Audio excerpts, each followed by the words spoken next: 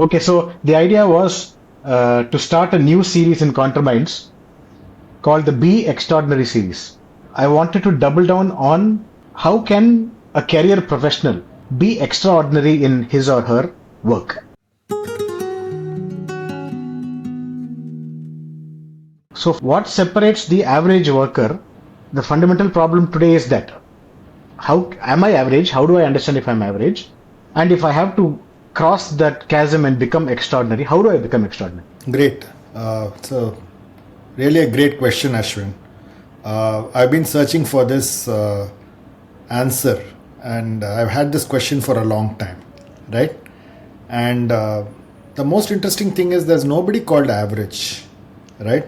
It's about, I would say, were you inspired and did you get inspired is really what differentiates the extraordinary from the average. That's one difference that I've seen after having spoken to many guests across multiple countries, across multiple professions.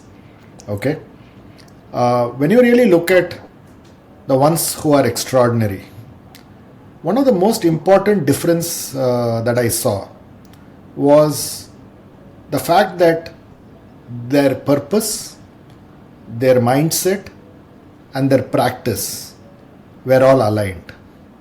And that differentiated the average from the extraordinary. So, what do I mean by purpose?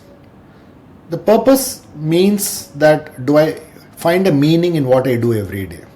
Is it what I want to do? And I'm going to be spending almost 17, 18 hours, 12 hours in office. And that's a significant amount of time that you spend every day, right? And that's a majority of your life. And therefore, if you don't have meaning and a purpose to why you are doing what you are doing, then you don't do a good job at the end of the day, right? So therefore, finding meaning is the most important thing, and that's really what I think you should explore and find out. That's really what I found most of them have in their life. That's the first thing. And because they have a meaning, what then happens is that their mindsets are set to say, okay, you know what, I'm going to see these barriers. I believe these are the challenges that I will face. I think this is the mountain I need to climb, right? And therefore the mindset is pretty much prepared for achieving the purpose. So therefore the purpose allows you to have the mindset ready for the challenges that lie ahead of the person, right? And then the practice is really about saying, now that the mindset is set, nothing stops them. Okay, so what they do every day consistently, right? What they do every day consistently, day in and day out, and which I call relentless sturdiness, coming in every day, doing this stuff every day, is something that they excel at, right? So clearly the best and the extraordinary have their purpose, mindset, and practice aligned, and that's what differentiates the average from the extraordinary.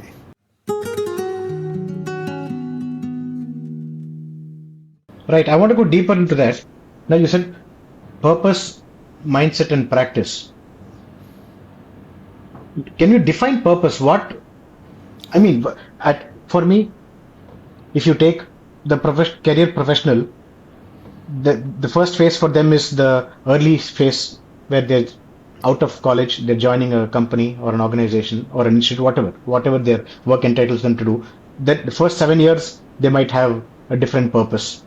Then middle management might have a different purpose. Once you go into senior management, you might have a different purpose. But can you go deeper into explaining what is the purpose that you mean? So let me give you some examples, and let me tell you that the purpose that I talk about is really what you want to be.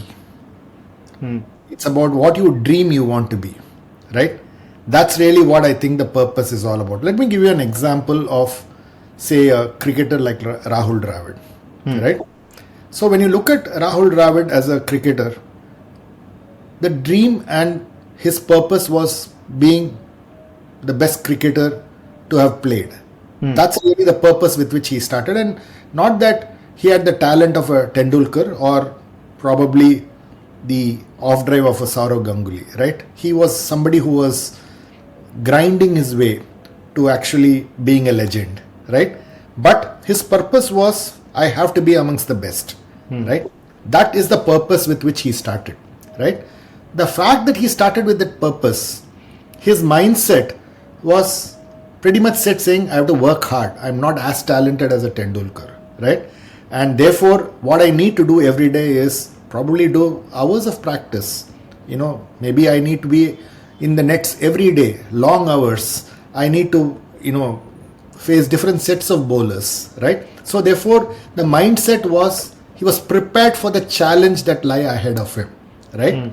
And then what he did was the fact that I have to be doing it every day, be it Australia, be it England, be it South Africa, different pitches. I need to be at my best. And therefore, the work that he did every day, the work ethic that he started building to ensure that the practice and the mindset and the purpose got aligned is really what took him to where he became till he retired.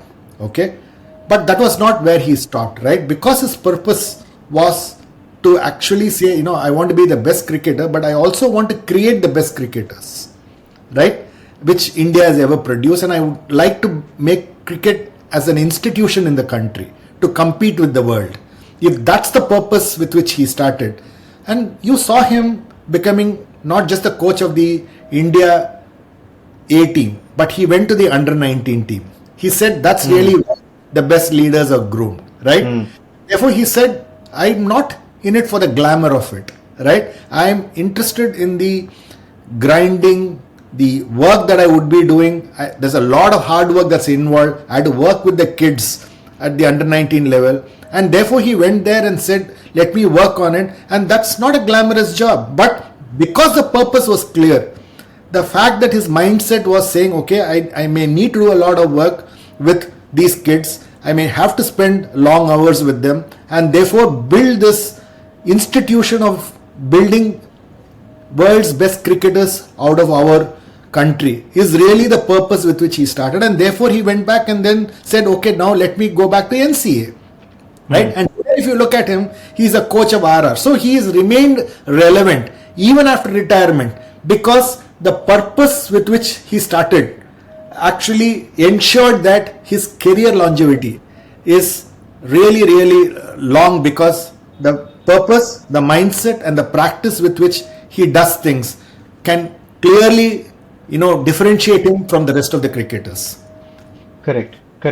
Right. If we take his example, when he started off, because obviously the lifespan of a career is much smaller than a career professional in IT or in any other industry. It starts off with him. I'm just trying to draw an analogy because you took cricket, took sports. It is very similar in its fundamental principles with compared to a career professional. For him, first, I'm only going to start from when he joins the Indian team. So first he has to figure out and understand what his position is. Is he playing 1 down, 2 down? Is he opening? That dynamic he has to understand. Is exactly like how we have it as a fresher. What is your position? You need to know once you understand your position, you know what your role is. Are you an opener? Do you come in? Are you coming at a point when you have to push the run rate? Do you have to play an anchor innings? So that is where he finds his role. And then once his position and role is clear and he has the right mindset, he gets a larger responsibility of being a leader as a vice captain or a captain. Once you become a captain, then you know that you're shouldering the responsibility of a much larger workforce or a team. There it becomes most important to know when to step back from that role or responsibility, because you can't be the captain for your scope beyond your life. So you need to know when you have to end your career, and before that you need to figure out what format can I play in beyond a point. When do I have to stop playing ODI? When do I have to stop playing Test cricket? When do I have to pull back from IPL? You need to know that. And after that, once you reached a point where you are a leader, then you understand that transitioning is important for a leader. I cannot always say that I'll be the captain, I'll be the captain. And then you can't jump into captain and say that, okay, the next organic transition for a captain is to become coach. No. You have Correct. to transition into understanding what a coach, the skill sets of a coach are. Transition into that aspect of leadership and then staying relevant there. Yeah. So this is how even a person in the IT industry should understand their role. In fact, in any industry, whether be it you are in the FMCG industry or in the consumer durable industry or in the automotive industry, whether you're in the IT industry, the difference is not very different, Ashwin. Because the way I see it is, when you're starting, maybe I want to be a DevOps engineer. Okay, maybe I want to be a marketing head. Okay, or I want to be a supply chain head, right? Then you have to have a vision for yourself and a purpose for yourself, saying I have to build a supply chain as good as Apple. Maybe that's really the purpose with which you then start. Okay, because if you read the biographies of Steve Jobs, and the way you look at those books, you'll realize that they would actually come back with a design and they would give Tim Cook this phone and then say, get it done for so many dollars, right? So he had to go back to Foxconn, find out somebody who could produce it at that price with the design uncompromised. So therefore, then you have to say, you know what, my hero is Tim Cook if I have to become the world's best supply chain professional, right? Then you go back and look at what did he do to become the best in the world, right? And how do you balance that between your purpose and then what are the things that he learned, okay, as a professional, and what are the skills that are required, right? Which is really the mindset bit, which is to say, what am I good at? Am I good at negotiations? Am I good in forecasting? Am I good in logistics? What are the things, how do I evaluate the cost of materials that go into the BOM, which is bill of materials for building a phone, right? So what are the things that I need to know, and I may not know everything. So therefore, which means that I'm self-aware that these are what I know, these are some of the things I don't know, right? Then I have to motivate myself every day, saying that I don't know this, I'm not good at this, but I know I have to get better at this every day, which is really your practice, right? Therefore, you come to office every day, you just have to get better at it every day, and that's really how you become the best at it, which is really your purpose. So when your purpose and your mindset and your practice are aligned, then your ability to enjoy what you do and become extraordinary becomes relevant. So the other example for me is somebody like a Sridhar Vembu, right? He actually has taken a path which is not done by many, right? Ideally, you would want to build a software product out of the Silicon Valley, right? And he's somebody from IIT. He decided to go to Princeton. He did his PhD there, and he decided to come back at some point in time, right? But his purpose in life was to build a world-class software product out of India, and not just from the metro cities, but from, can I get the, I would say the tier 2 towns and the engineers from there, or the people from there, not even just engineers, right? How can I enable an economy of building software products out of India from tier 1, tier 2 cities, right? His purpose was actually building those kinds of products, right? Out of India for the world, right?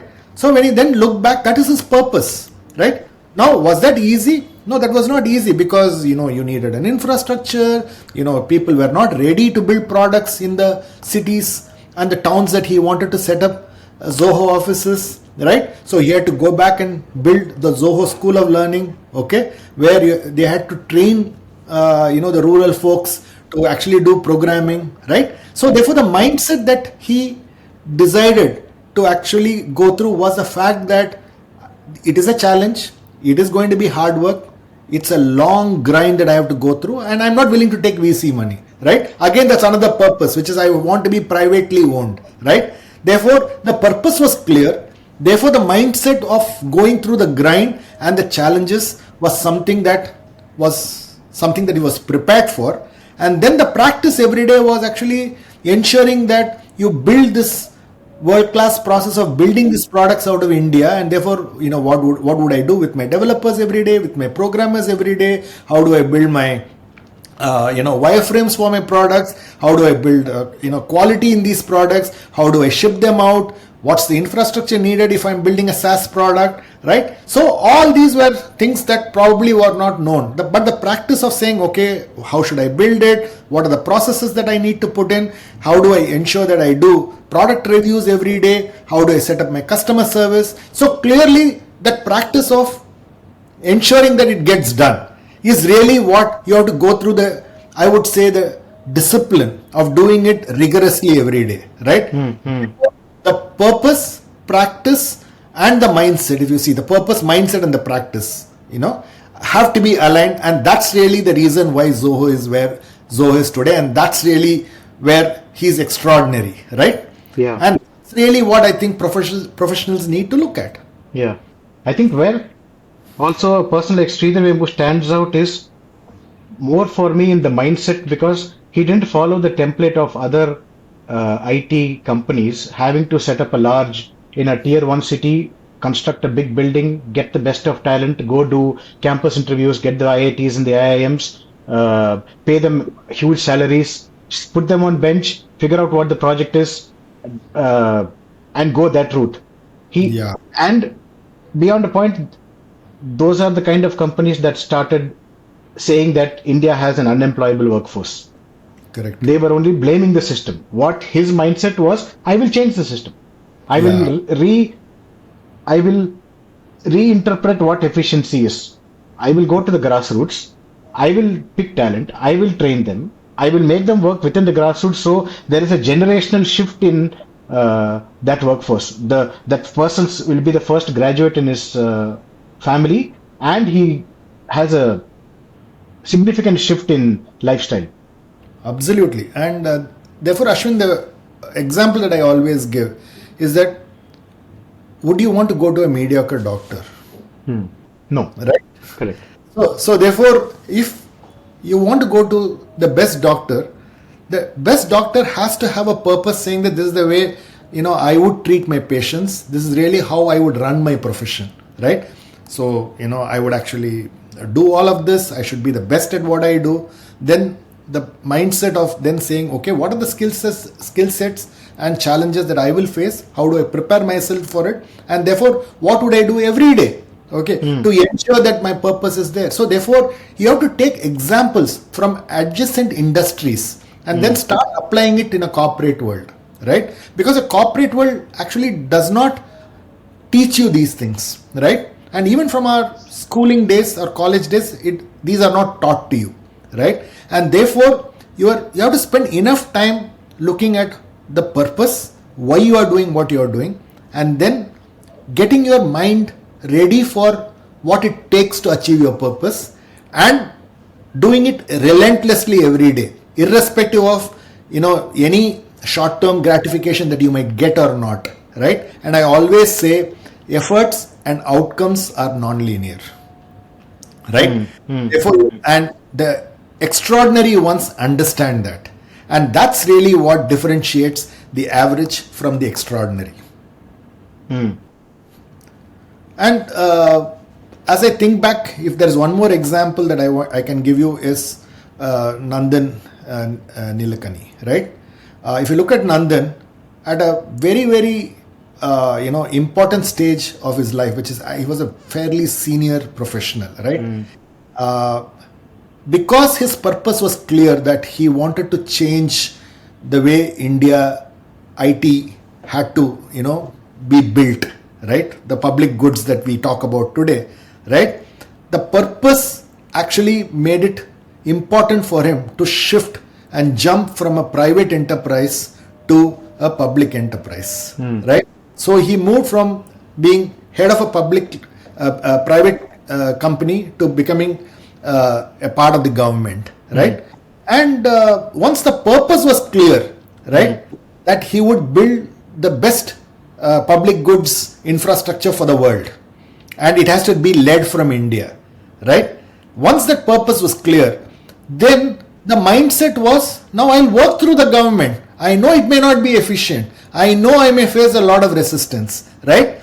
So the mindset was about saying, now how do I ensure that my purpose gets fulfilled, right? And the practice of then doing it every day, right? Saying that, okay, how do I run my teams? How should I tell them the story? How should I give them the big picture? How do I get them aligned? How do I make them deliver to a timeline like a private limited company that I worked for? And he doesn't have a command and control structure like he had in a private limited company. He had to work through collaboration. He had to go through a democratic process of, aligning people. And the mindset was ready for it because the purpose was clear, right? So therefore, when you actually have the purpose, mindset, and the practice aligned, I think you have an opportunity to become extraordinary.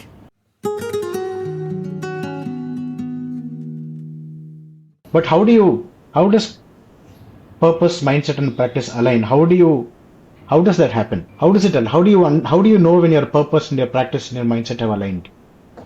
See, I personally think, Ashwin, that it's a process of discovery.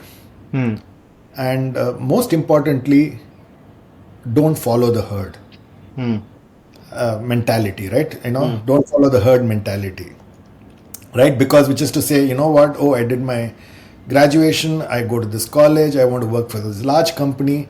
But if you don't enjoy doing that, but you keep coming back every day being dissatisfied, then it doesn't, what you do every day is not linked to what your purpose is, right? So therefore, spend some time reflecting on what is it that energizes you, right? And what is your priority, right?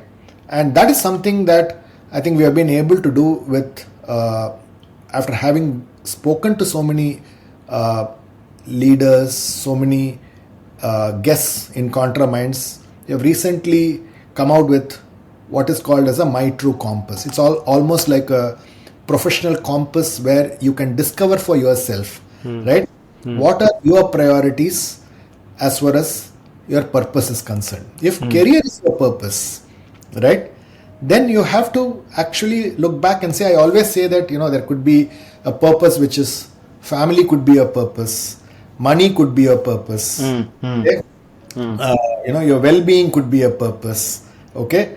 Spirituality and community could be a purpose. Okay, you go and build an NGO company for all you might know. You can still do that, right? So therefore, if your purpose becomes clear, right, then what happens is that what you do with that purpose in terms of your mindset becomes clear, and therefore your practices, right? So therefore, what we have done in this Contra Minds My True Compass really is it's an exploration where you can actually discover for yourself what are your purpose.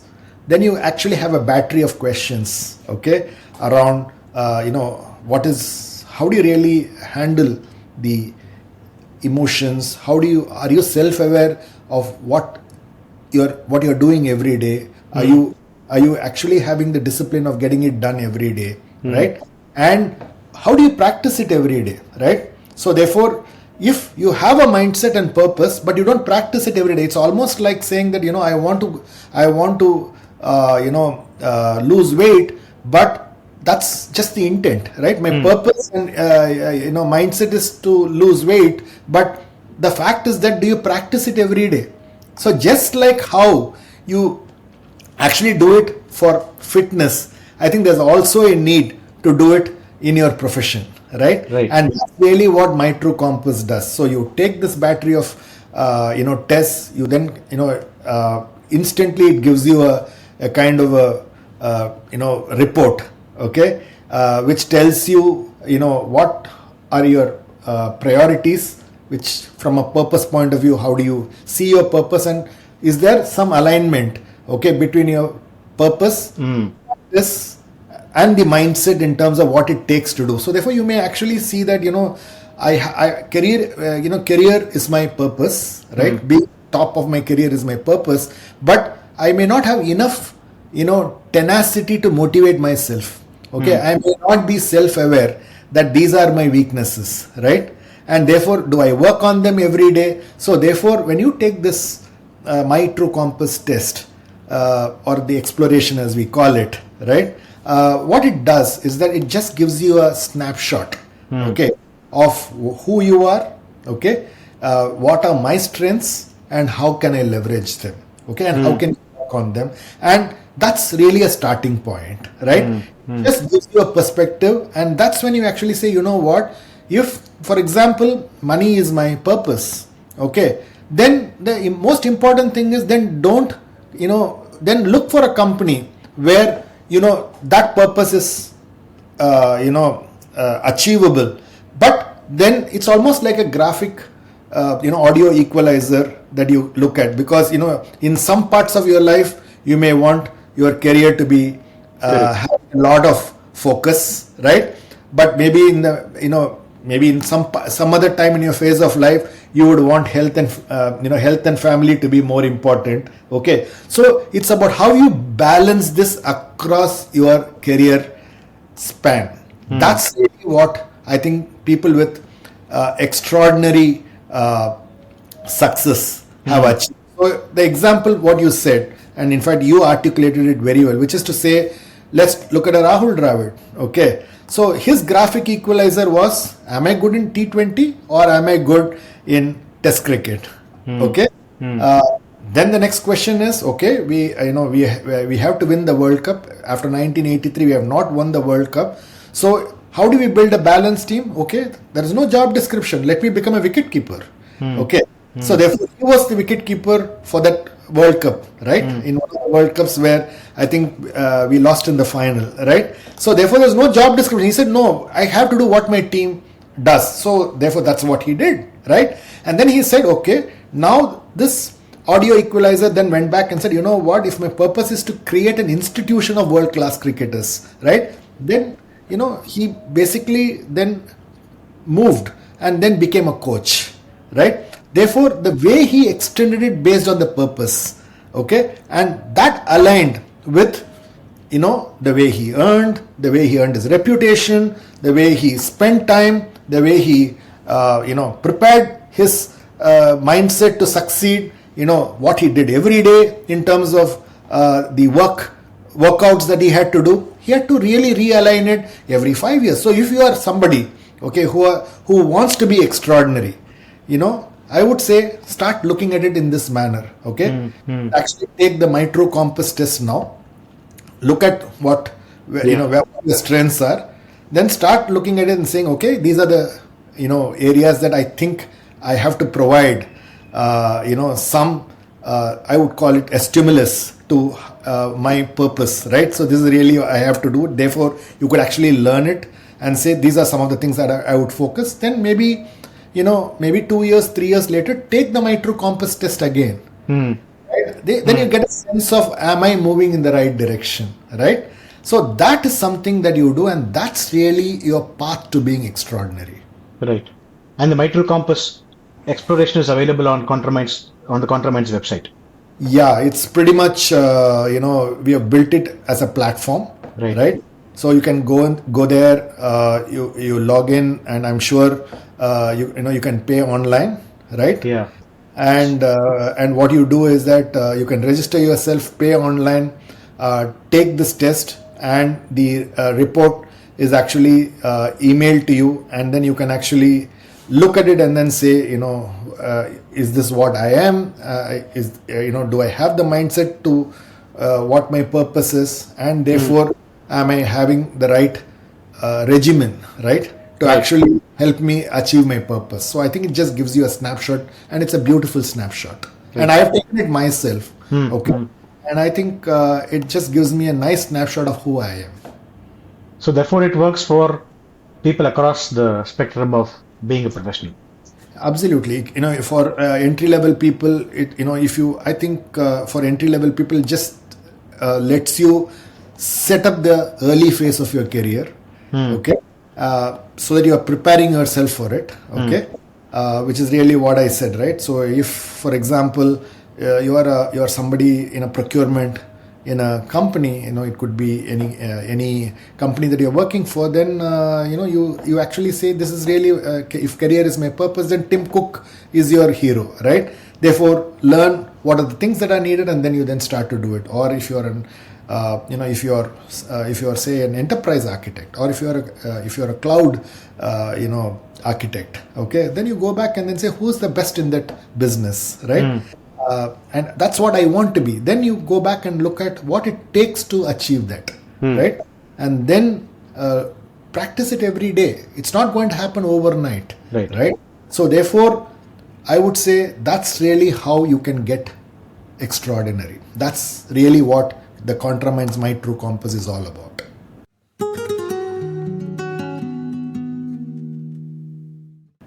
Right.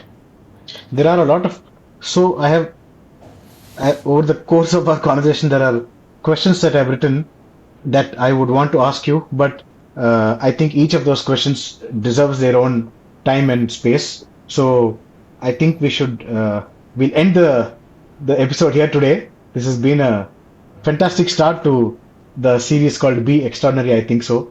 I'll meet you next week. I have a whole lot of questions for you, so I'll pick your brain next week. You have a great day. Thank you so much for your time, Swami. Thanks, Ashwin. Lovely and very insightful questions, and it was great, having a conversation with you. Thank you. Thank you, Swami. Same here. Thanks for listening to this episode. For selected links and detailed show notes, visit www.contraminds.com. Follow ContraMinds on social media and let us know who you would like to see next on the podcast. If you're listening to ContraMinds on Apple Podcasts, do share your comments and give us a rating. We are keen to know what you're thinking. ContraMinds is also on YouTube. If you're listening to the podcast on YouTube, hit the subscribe button and stay up to date on all our releases. Thanks for listening and stay safe.